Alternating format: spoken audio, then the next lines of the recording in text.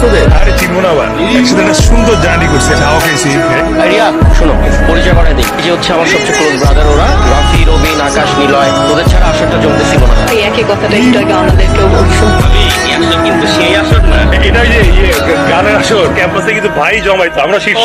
কি রে তোরা কবে এলি এখানে? এই তো 2 দিন হলো। আচ্ছা, ওই ছেলেগুলা কে রে? ওরা অঙ্কুরে ইউনিভার্সিটির ছোট ভাই। কেন, কি হয়েছে? আরে আর বলিস না, এই পরিমাণ যে ফাজিল ছেলেগুলা।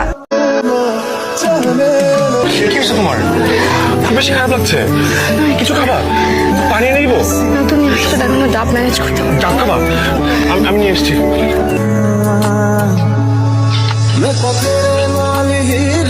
কটা আছে?